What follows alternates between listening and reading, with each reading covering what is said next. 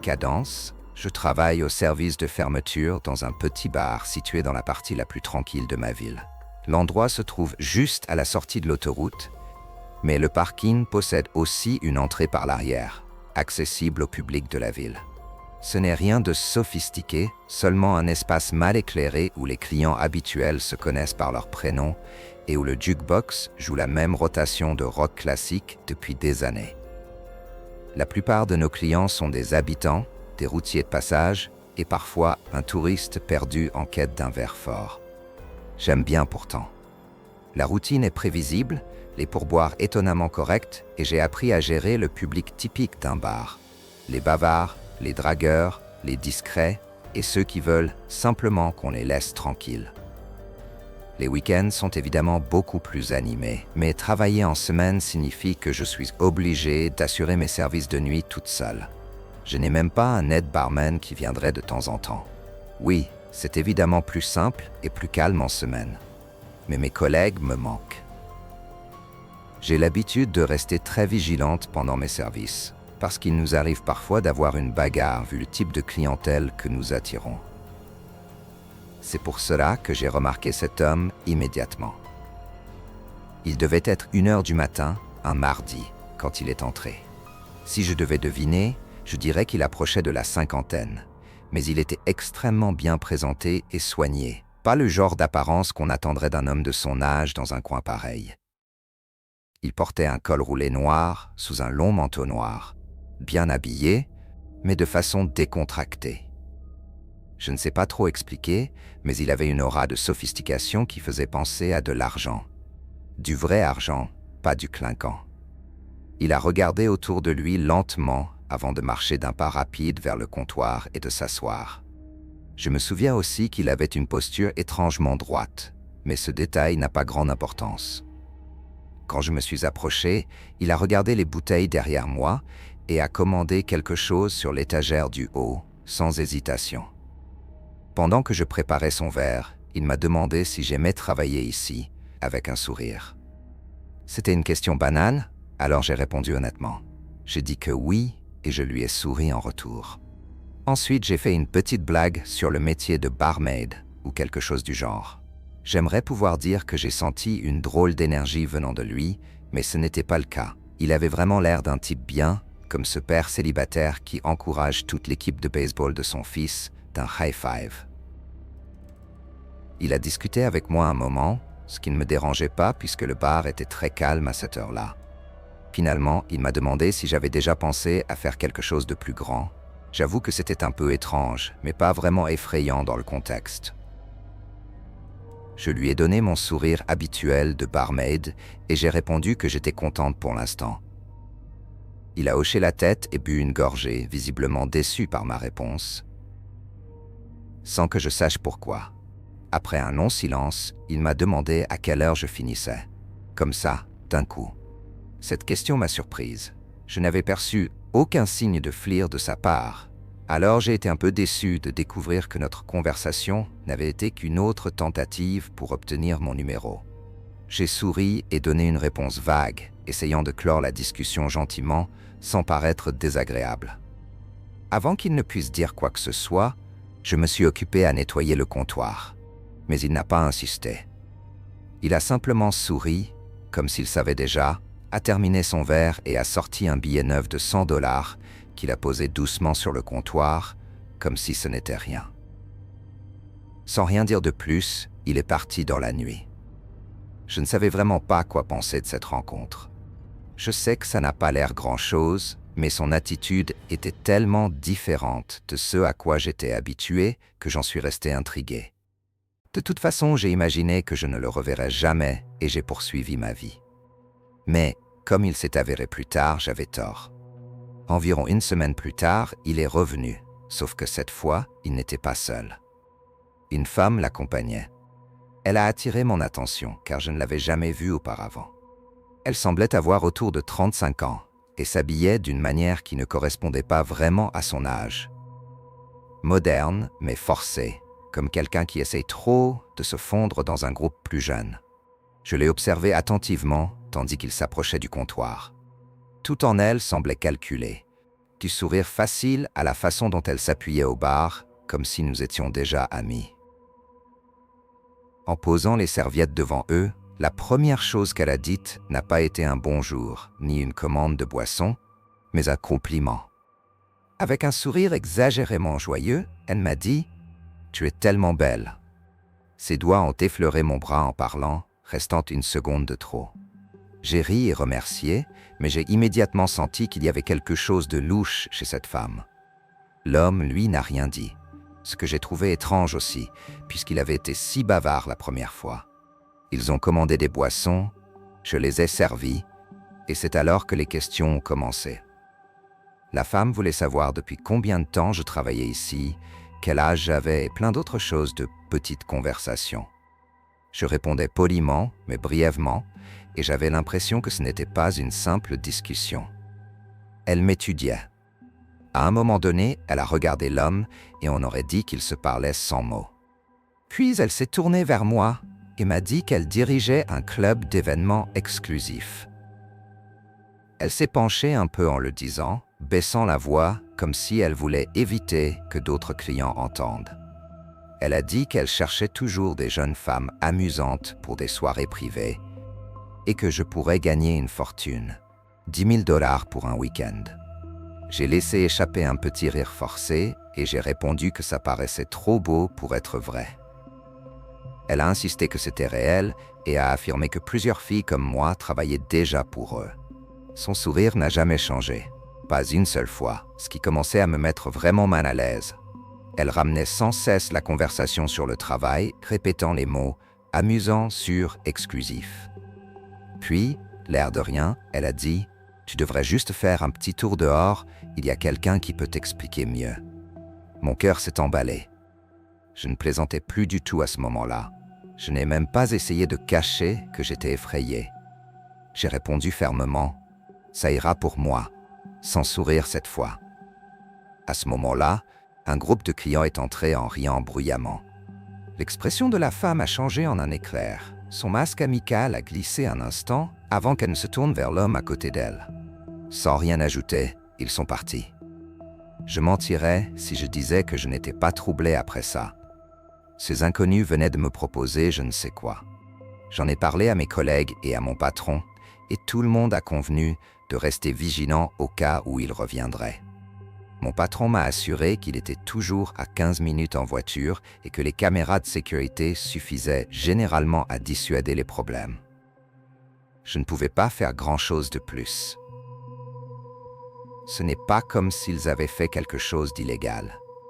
J'ai essayé d'oublier, mais quelques nuits plus tard, en fermant le bar, j'ai vu la voiture. Garée de l'autre côté de la rue, moteur éteint, immobile.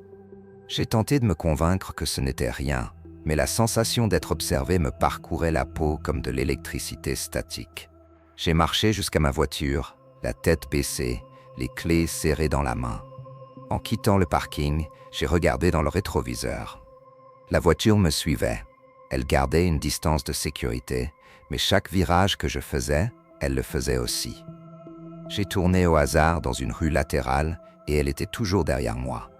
J'étais paniqué à l'intérieur, mais je me forçais à rester calme, à réfléchir. Alors, sans hésiter, je suis entré sur le parking d'un commissariat de police, serrant le volant si fort que mes jointures blanchissaient. Dès que je me suis arrêté, la voiture a accéléré et est partie. Il ne s'est rien passé après ça pendant un moment, mais je savais que ce n'était pas fini. Et j'avais raison. Une nuit de semaine très calme, presque personne n'était venu jusqu'à minuit. Je nettoyais le comptoir, songeant même à fermer plus tôt quand la porte s'est ouverte. C'était la femme. J'ai aussitôt envoyé un message à mon patron, aussi discrètement que possible. Quand j'ai relevé la tête, elle me fixait avec ce même sourire artificiel. Elle a marché lentement jusqu'au comptoir et s'est assise, les mains croisées devant elle. J'ai pensé à simplement la mettre dehors, mais elle a dit « Je pensais venir te voir ». J'avais l'estomac noué, mais j'ai essayé de dissimuler. J'ai dit que nous allions fermer et qu'elle devait partir. Elle a fait une moue et a demandé juste un old-fashioned. J'ai pensé refuser, mais j'ai imaginé que préparer le verre pouvait me faire gagner du temps jusqu'à ce que mon patron arrive. Alors je me suis tourné pour préparer le cocktail, essayant de rester calme. C'est alors que j'ai entendu le bruit discret et distinct de la porte d'entrée qui se fermait. Je me suis retourné d'un coup. La femme avait disparu. Un nœud horrible m'a tordu l'estomac quand je me suis approché de l'entrée. Par les vitres, j'ai vu une camionnette noire garée devant. Sans réfléchir, j'ai verrouillé la porte aussitôt. Puis j'ai entendu un bruit métallique venant de la porte de derrière. Quelqu'un essayait d'entrer. J'ai attrapé l'objet le plus lourd que j'ai trouvé, un shaker en métal, que je serrais comme une arme, tout en composant le 911 de l'autre main. Je savais que la police n'arriverait pas à temps. J'ai pensé courir dehors par l'entrée, mais je ne l'ai pas fait. Pour une raison quelconque, je suis resté là, prêt à me défendre, quand j'ai vu les phares d'une voiture entrer sur le parking. C'était mon patron. Le bruit à la porte arrière a cessé net, et quelques secondes plus tard, la camionnette a démarré en trombe. J'ai couru vers mon patron pour le serrer dans mes bras et lui raconter ce qui venait de se passer. Il m'a dit qu'il avait réussi à noter la plaque de la camionnette en la voyant partir. Quand la police est arrivée, mon patron a revu les images de la caméra avec eux. C'était pire que je ne l'imaginais. Juste avant que la femme ne parte, les caméras avaient capté 2 silhouettes masquées accroupies près de la porte d'entrée, en attente. Une autre personne se trouvait à l'arrière, essayant de forcer la serrure, clairement pour m'obliger à sortir par l'avant. C'était absolument terrifiant. Pour couronner le tout, la plaque que mon patron avait notée n'était pas enregistrée. Cela fait déjà un bon moment depuis cet incident, mais aucune avancée n'a été faite. La seule bonne nouvelle, c'est que mon patron ne me laisse plus travailler seul. Malgré cela, je me sens toujours extrêmement mal à l'aise quand je suis programmé pour un service de nuit. Je me demande encore comment il savait que je travaillerais seul. Cela n'a toujours aucun sens aujourd'hui. Je pense souvent à ce qui aurait pu arriver si j'avais cédé à la peur et couru dehors par l'entrée. J'avais l'habitude de travailler au service de nuit dans une station-service, une petite supérette à SLC, sur un tronçon tranquille de la route. Je dis « j'avais l'habitude » parce qu'après ce qui m'est arrivé il y a quelques mois, je ne travaillerai plus jamais de nuit. C'était une petite station, du genre qui ne voit presque plus de clients passer une certaine heure. La plupart de mon service consistait à réapprovisionner les rayons, nettoyer les comptoirs et, de temps en temps, encaisser un routier ou un voyageur de passage. Je me souviens de tout très clairement. Il était un peu plus de 2h30 du matin. À ce moment-là, même les routiers avaient pratiquement disparu et je n'avais plus rien à faire. Je traînais sur mon téléphone sans réfléchir, juste pour tuer le temps. À un moment donné, je suis sorti prendre l'air, frottant mes mains contre le froid. J'ai laissé échapper quelques respirations, voyant ma buée se dissiper dans l'air glacé. Le parking était vide, seulement les pompes, la route et la bande sombre des arbres au-delà. L'enseigne au néon clignotait faiblement et je me souviens que l'air était brumeux, comme si l'on pouvait voir l'humidité suspendue. Même si l'autoroute n'était pas si loin, le silence était lourd. Alors que je m'apprêtais à rentrer dans la boutique, j'ai aperçu un mouvement du coin de l'œil. J'ai tourné la tête brusquement et j'ai vu qu'il y avait quelqu'un debout derrière l'une des pompes. Comment ne l'avais-je pas remarqué avant? Il portait un sweat à capuche rouge sombre, capuche relevée et gardait les mains dans les poches. Il n'y avait aucune voiture à proximité, donc il n'était clairement pas en train de faire le plein. Le plus étrange, c'est qu'il ne semblait pas non plus se diriger vers la boutique. Il était juste là, immobile, légèrement tourné vers moi, comme s'il m'observait. Au début, j'ai pensé qu'il attendait peut-être quelqu'un, mais quelque chose dans sa manière de bouger me dérangeait. Il se déplaçait en traînant les pieds dans un genre de cercle. Je suis rentré dans la boutique, mais j'ai continué à le surveiller à travers la vitre. Je suivais ses mouvements en essayant de faire semblant de ne pas regarder, espérant que quelqu'un vienne le chercher ou quelque chose du genre. Mais, après quelques minutes, il a commencé à marcher vers la porte. D'abord lentement, puis soudainement il l'a poussée et est entré, comme s'il avait pris une décision d'un seul coup. Il a marché jusqu'au comptoir, mais n'a rien dit tout de suite. Il s'est contenté de me fixer, comme s'il m'évaluait. Puis, d'un ton précipité, presque récité, il a murmuré que sa voiture était tombée en panne juste avant les pompes. Il disait avoir besoin d'une recharge de batterie, ou peut-être juste d'un peu d'essence pour rejoindre la prochaine ville. J'étais choqué. Il n'essayait même pas de rendre son histoire crédible. C'était incroyable qu'il pense vraiment que j'allais croire à ce mensonge éhonté. J'ai proposé d'appeler une dépanneuse à la place. Non, non, a-t-il répondu trop vite, secouant la tête. Il avait seulement besoin d'une lampe torche, peut-être d'un peu d'aide pour regarder sous le capot. Quelque chose clochait clairement. La façon dont il parlait, dont il analysait ma réaction, on aurait dit un test. Pour être honnête, les gens qui se pointent dans les stations à cette heure-là sont souvent un peu étranges, et j'ai commencé à me demander s'il n'avait pas vraiment besoin d'aide, qu'il était juste bizarre ou sous influence. Je lui ai demandé où sa voiture était garée. Il a dit que c'était juste après l'entrée de l'autoroute. Évidemment, j'étais méfiant. Mais alors il a pointé l'écran derrière moi. Je me suis retourné et à ma surprise, il y avait effectivement une voiture arrêtée dehors. J'ai pensé, merde, peut-être que ce gars a vraiment besoin d'aide. Mais alors quelque chose m'a frappé. J'étais littéralement dehors à l'instant et j'aurais forcément remarqué une voiture garée là.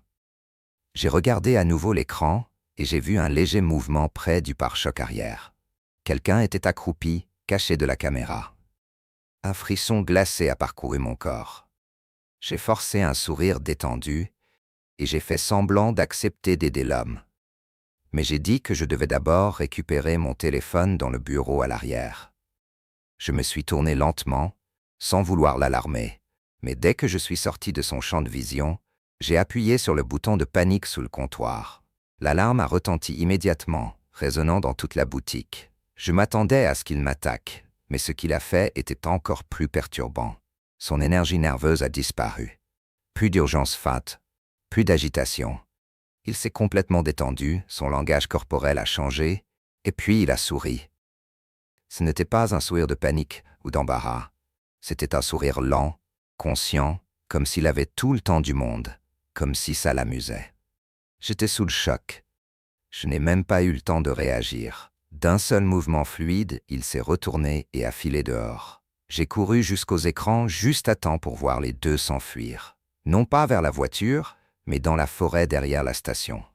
La voiture est restée là, moteur éteint, phares éteints, vide.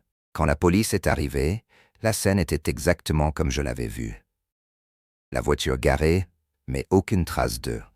Pas d'empreinte menant vers les bois, aucun signe nulle part. C'est alors qu'un des policiers a remarqué quelque chose que je n'avais pas vu. La portière avant côté passager était ouverte. Il y avait une troisième personne dans la voiture depuis le début. La police a pris ma déposition, a emporté les enregistrements des caméras, et c'est tout. Quelques jours plus tard, ils m'ont recontacté. La voiture avait été remorquée, les plaques vérifiées. Elle avait été déclarée volée presque une semaine auparavant, à plus de 160 km de là. Personne ne s'est manifesté pour la réclamer, aucun avis de disparition, aucun autre crime lié. Juste un véhicule abandonné au milieu de nulle part sans explication. C'était il y a des mois, et jusqu'à aujourd'hui, rien. Je ne sais pas pourquoi les supérettes sont des cibles si courantes, mais je peux affirmer avec certitude que je ne travaillerai plus jamais de nuit.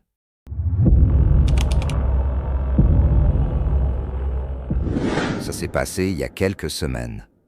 Je travaille de nuit chez Walmart. Ce n'est pas le pire boulot du monde, mais au bout d'un moment, on a l'impression de flotter hors du temps. Les nuits se confondent, même rayon, même routine, le bourdonnement constant des néons au plafond. J'espère toujours trouver mieux.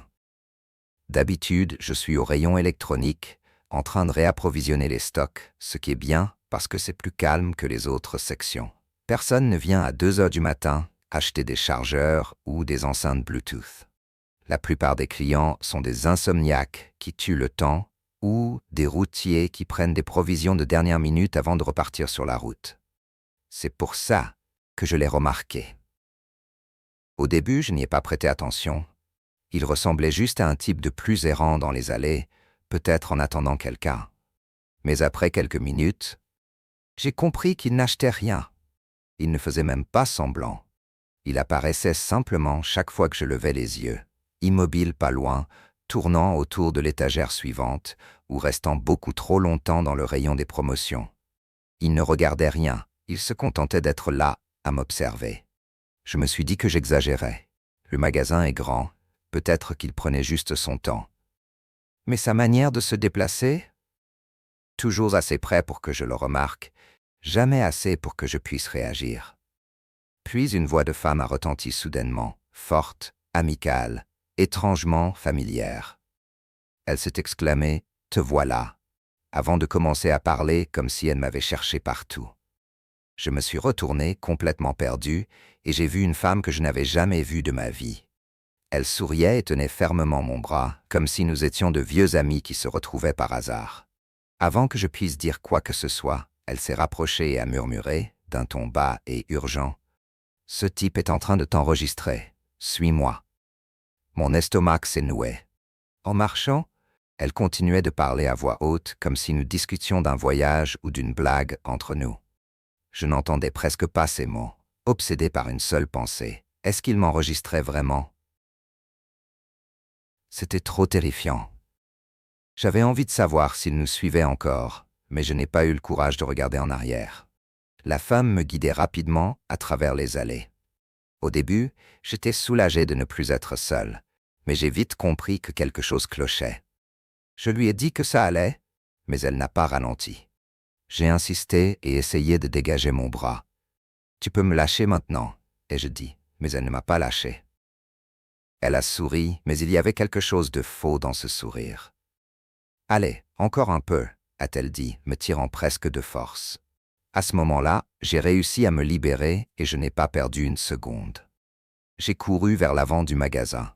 Pendant que je fuyais, elle a crié derrière moi. Elle m'a dit de revenir. Et puis elle a crié mon nom, un nom que je ne lui avais jamais donné.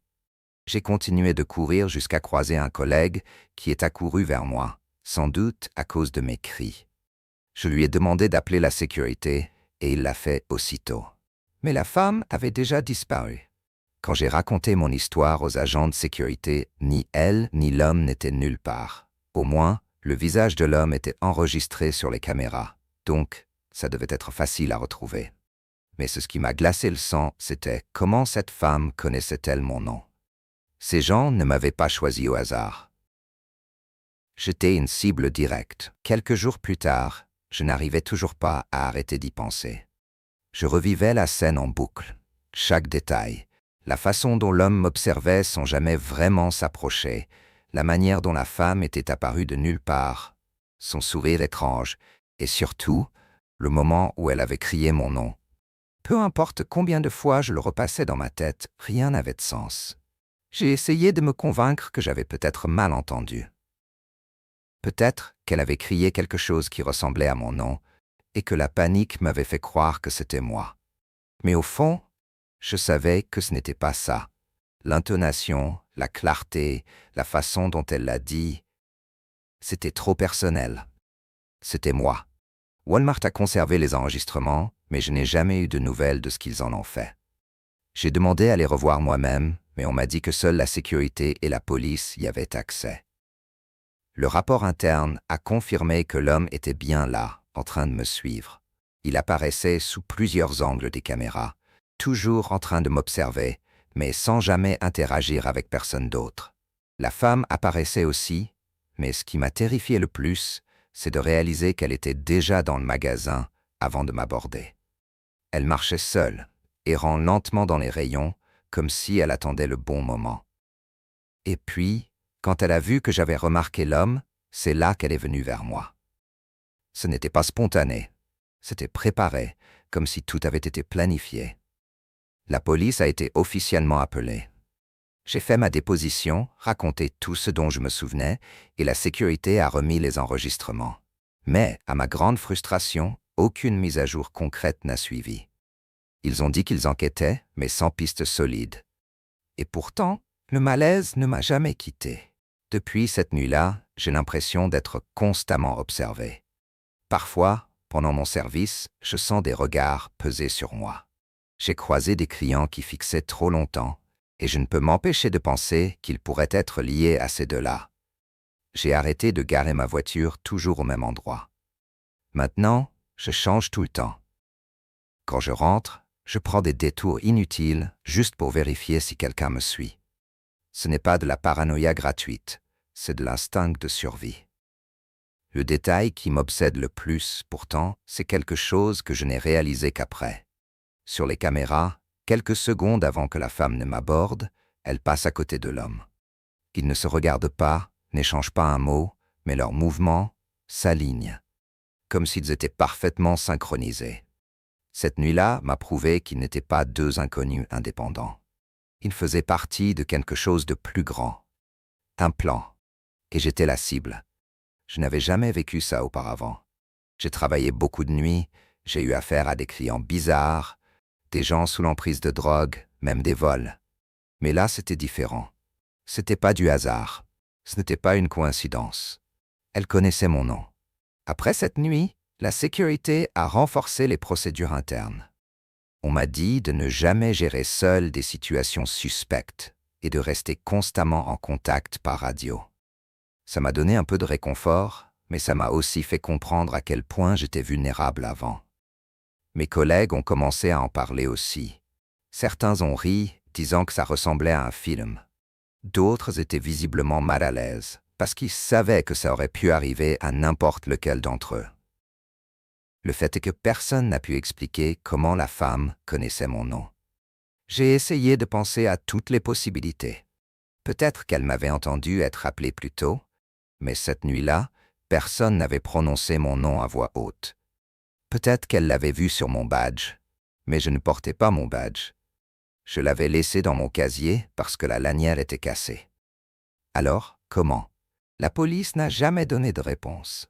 Ils ont dit qu'ils essayaient d'identifier les deux sur les caméras, mais je n'ai rien entendu depuis. Le visage de l'homme était clair sur les vidéos, mais celui de la femme était plus difficile à saisir, parce qu'elle adoptait toujours une posture de quelqu'un qui savait où se trouvaient les caméras. Et ça, en soi, est terrifiant. Dans les jours qui ont suivi, je suis devenu paranoïaque. Chaque personne entrant dans le magasin me paraissait suspecte. Chaque client qui restait trop longtemps dans une allée me rendait nerveux. Une fois, j'ai cru apercevoir la même femme furtivement sur le parking, mais quand j'ai couru pour vérifier, il n'y avait personne. Peut-être que mon esprit me jouait des tours, ou peut-être pas. Je travaille encore chez Walmart, mais j'ai demandé à réduire mes services de nuit. J'évite au maximum d'être seul. Malgré ça, je n'ai jamais retrouvé l'appel la nuit. Le fait de ne pas savoir qui étaient ces gens, ce qu'ils me voulaient, et surtout comment ils connaissaient mon nom, c'est ce qui m'obsède le plus aujourd'hui. Ces gens ne m'ont pas choisi au hasard. J'étais une cible directe.